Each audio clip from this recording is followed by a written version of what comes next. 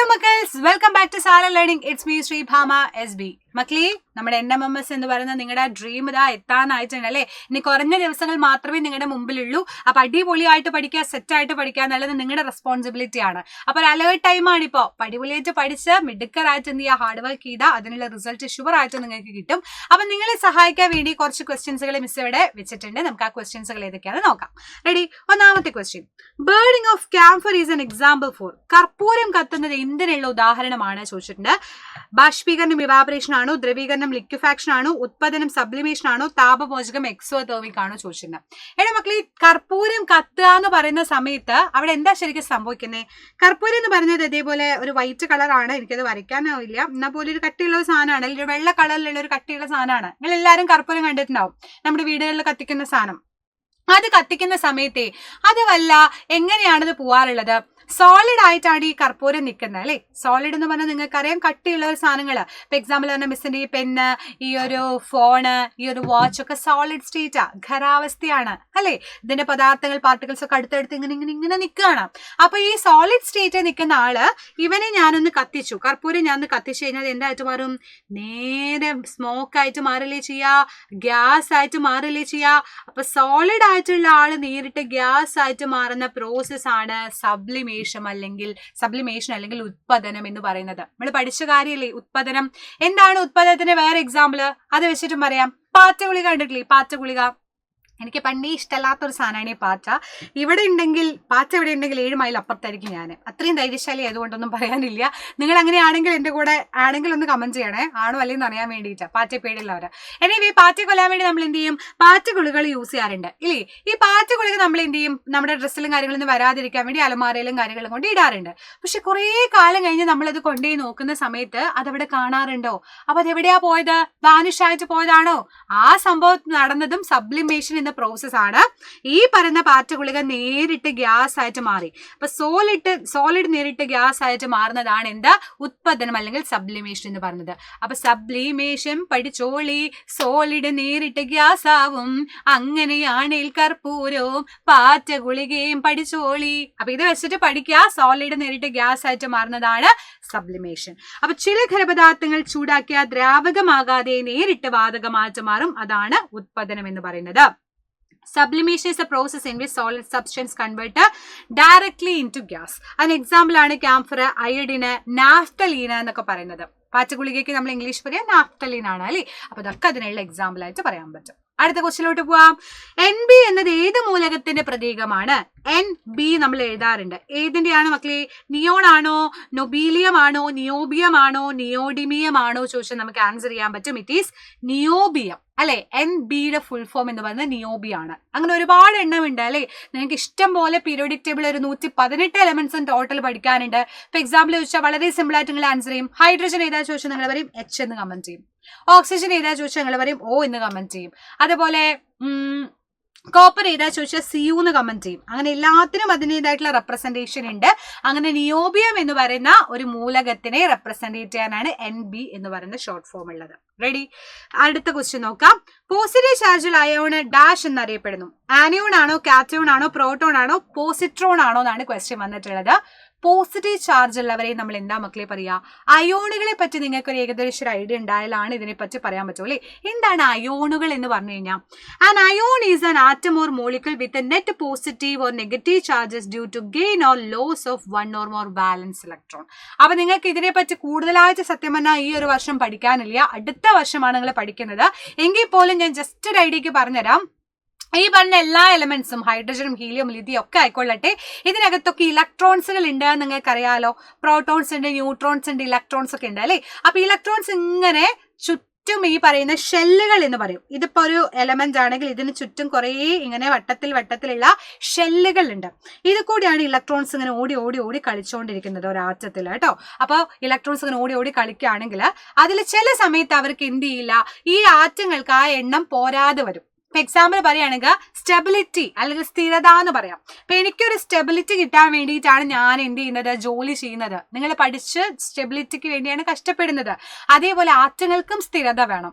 ആറ്റങ്ങൾക്ക് സ്ഥിരത കിട്ടണമെങ്കിൽ എന്ത് ചെയ്യുന്നറിയോ? ഒന്നുമില്ലെങ്കിൽ ഇലക്ട്രോൺസ് ചിലർക്ക് ചിലപ്പോൾ കൊടുക്കേണ്ടി വരും, ചിലർക്ക് ഇലക്ട്രോൺസ് വാങ്ങിക്കേണ്ടി വരും. അപ്പൊ ഏറ്റവും പുറത്ത് കാണുന്ന ഈ ഏറ്റവും പുറത്തുള്ള ഷെല്ലില് എപ്പോഴും വേണ്ടത് 8 ഇലക്ട്രോൺസ് ആണ് കേട്ടോ. അതൊക്കെ നിങ്ങൾ വലിയ ക്ലാസ് പഠിക്കാൻ ജസ്റ്റ് പറയാണ്, മനസ്സിലാവാൻ വേണ്ടി ജസ്റ്റ് പറയാന്ന് മാത്രമേ ഉള്ളൂ. അപ്പൊ 8 ഇലക്ട്രോൺസ് 1 2 3 4 5 6 7 8 പറഞ്ഞ് 8 ഇലക്ട്രോൺസ് എപ്പോൾ ഏറ്റവും പുറത്തുള്ള ഷെല്ല് ഇങ്ങനെ ഓടിക്കളിക്കുന്നോ അപ്പോഴാണ് നമ്മൾ പറയുക ആൾക്ക് സ്റ്റെബിലിറ്റി കിട്ടി, സ്ഥിരത കിട്ടി. നിങ്ങൾക്ക് ജോലി കിട്ടുന്ന പോലെ ആറ്റങ്ങൾക്ക് ഏറ്റവും പുറത്ത് ഇലക്ട്രോൺസ് ഓടിക്കളിക്കുന്ന ഷെല്ലിനകത്ത് 8 ഇലക്ട്രോൺസ് വേണം. അപ്പൊ അതിന് ചിലപ്പോൾ ഇലക്ട്രോൺസ് കൊടുക്കേണ്ടി വരും, ചിലപ്പോൾ വാങ്ങിക്കേണ്ടി വരും. അങ്ങനെയൊക്കെ ചെയ്യുന്നതാണ് അയോൺസ് എന്ന് പറയുന്ന ആളുകൾ കേട്ടോ. അത് നെഗറ്റീവ് ചാർജ് ഉള്ളതുകൊണ്ട് പോസിറ്റീവ് ചാർജ് ഉള്ളതുകൊണ്ട്. അപ്പൊ പോസിറ്റീവ് ചാർജ് ഉള്ളതിനെ നമ്മൾ വിളിക്കുന്ന പേരെന്ത്, നെഗറ്റീവ് ചാർജ് ഉള്ളത് എന്താന്ന് പഠിച്ചു വെക്കുക. പോസിറ്റീവ് കാറ്റയോൺ എന്നും നെഗറ്റീവ് ചാർജ് ഉള്ളതിനെ ആനയോൺ എന്നുമാണ് പറയാ. അത് ചിലപ്പോൾ നിങ്ങൾ കേട്ട് കാണും അല്ലെ.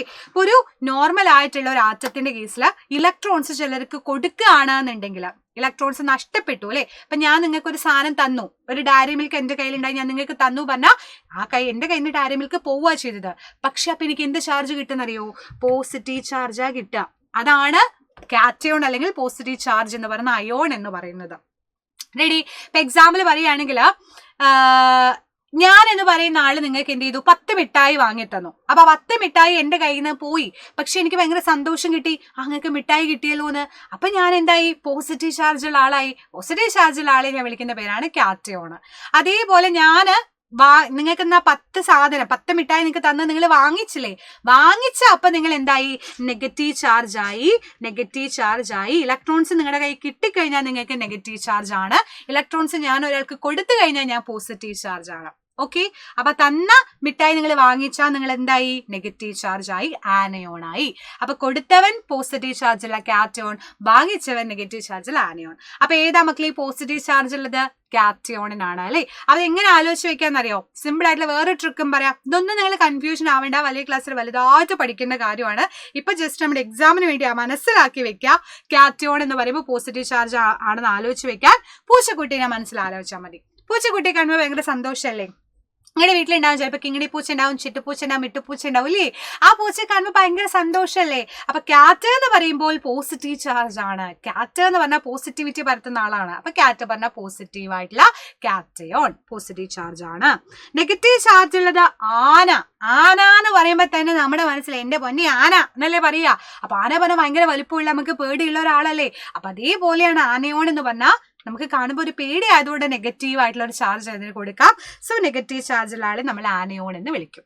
ക്ലിയർ അല്ലേ? പോസിറ്റീവ് ചാർജ് ഉള്ളത് കാറ്റയോൺ, നെഗറ്റീവ് ചാർജ് ഉള്ളത് ആനയോൺ. ഇത്ര മനസ്സിലാക്കിയാൽ മതി. സിമ്പിൾ ആയിട്ട് തൽക്കാലം ഇത്ര മതി. ബാക്കി ഡീറ്റെയിൽ ആയിട്ട് പിന്നീട് പഠിക്കും. അടുത്തത്, pure substance can be classified as. ശുദ്ധപദാർത്ഥങ്ങളെ എങ്ങനെ തരംതിരിക്കാമെന്നാണ് ചോദിക്കുന്നത്. മിശ്രിതം, കോമ്പൗണ്ട്, മൂലകം, സംയുക്തം and compound solutions, homogeneous, heterogeneous ചോദിച്ചാൽ നമുക്ക് പറയാൻ പറ്റും. എന്താണ് ശുദ്ധപദാർത്ഥം എന്ന് ആദ്യം മനസ്സിലാക്കണം. അതിന് മുമ്പ് നിങ്ങൾ മനസ്സിലാക്കേണ്ട ഒരു കാര്യമാണ് എന്താണ് മാറ്റർ. എന്താണ് മക്കളെ മാറ്റർ?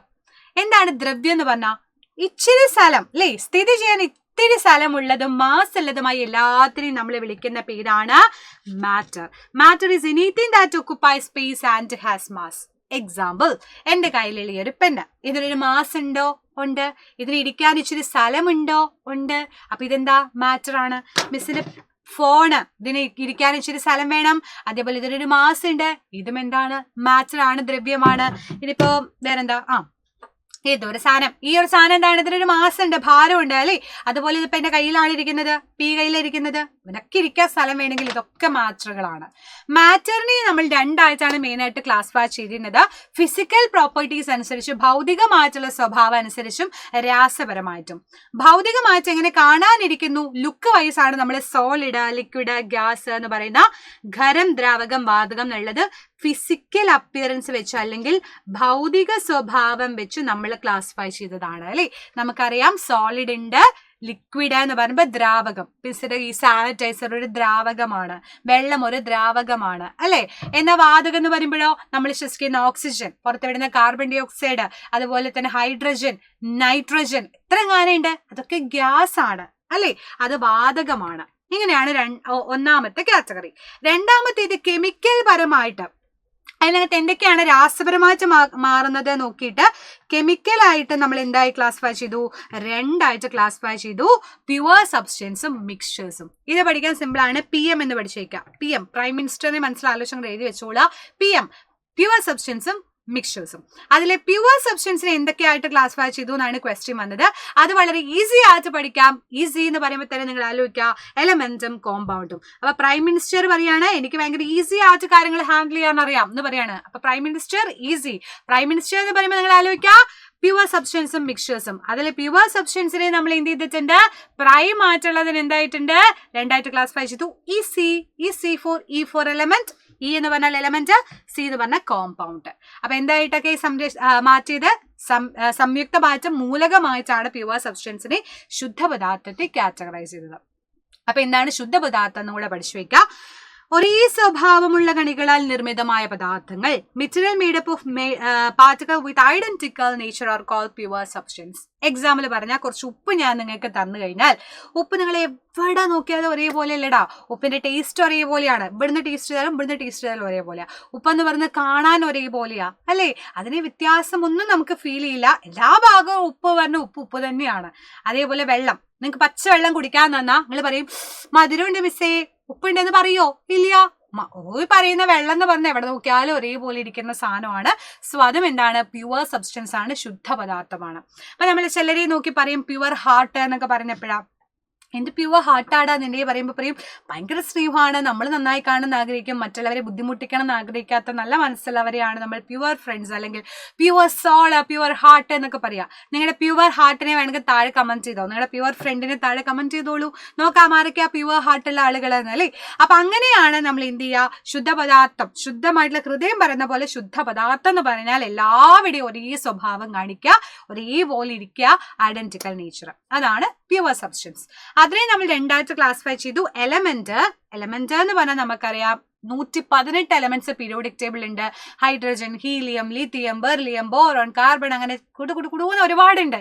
അതേത് വേണേലും നിങ്ങൾക്ക് എഴുതിക്കാം. അതൊക്കെ ഇത് പെടുന്നതാണ് എലമെന്റ്സ് അല്ലെങ്കിൽ മൂലകത്തിൽ പെടുന്നതാ.